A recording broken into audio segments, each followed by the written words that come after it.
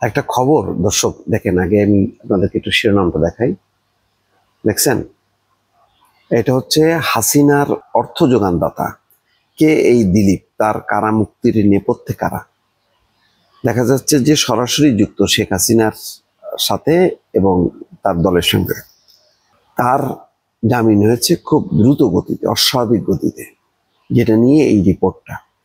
তাহলে কেউ কেউ আটকে থাকবে মাসের পর মাস, বছরের পর বছর, আর কেউ কেউ নানান কারণে বিশেষ মহলের আশীর্বাদ পুষ্ট হয়ে তারা ছাড়া পাবে। এই দ্বৈত নীতি কেন?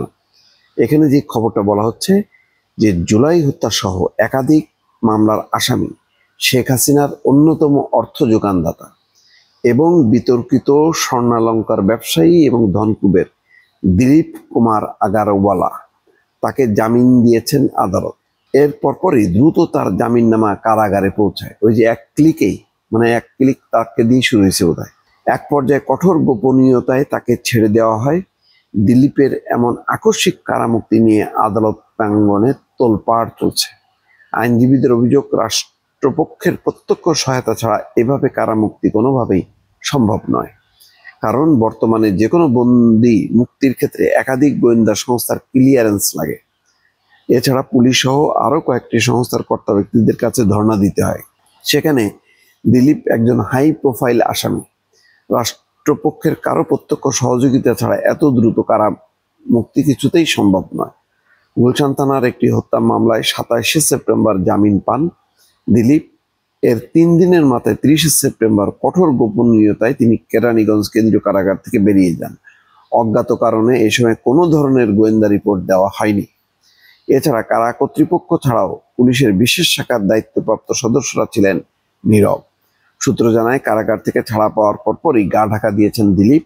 বর্তমানে তার কোনো হদিশ মিলছে না। তিনি সীমান্ত পার হয়ে ওপারে চলে গেছেন এমন গুঞ্জনও রয়েছে।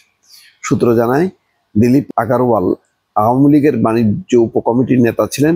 এছাড়া তিনি 2024 সালে আমি এবং ডামি খ্যাত নির্বাচনে চুয়াডাঙ্গা 1 আসন থেকে এমপি পদে নির্বাচন করে পরাজিত হন। তবে 5ই আগস্ট সরকার পতনের পরপরই তিনি ভোল পাল্টে বিএনপিতে ভিড়ে যাওয়ার চেষ্টা করেন, কিন্তু শেষ রক্ষা হয়নি।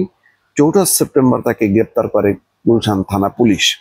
পরে জুলাই হত্যাকাণ্ডের একাধিক মামলায় তাকে আসামি করা হয়। বর্তমানে দিলীপের বিরুদ্ধে ডজন খানেক মামলা বিচারাধীন। দিলীপের মুক্তির নেপথ্যে রাষ্ট্রপক্ষের এক প্রভাবশালী কর্মকর্তা কলকাঠি নাড়েন।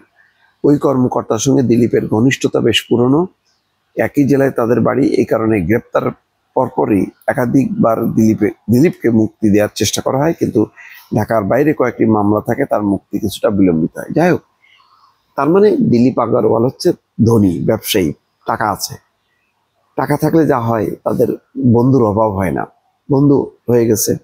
এখন একই মামলায় যদি অন্যরা দিনের পর দিন তারা জেল খাটতে থাকে, আর দিলীপ কোন জাদু মন্ত্রে, কার আশীর্বাদে সে বের হয়ে চলে গেল, এটা একটা কিন্তু প্রশ্ন। তার এই মুক্তিটাকে অস্বাভাবিক হিসাবে দেখছেন আদালত পাড়া বা আইনজীবীরা।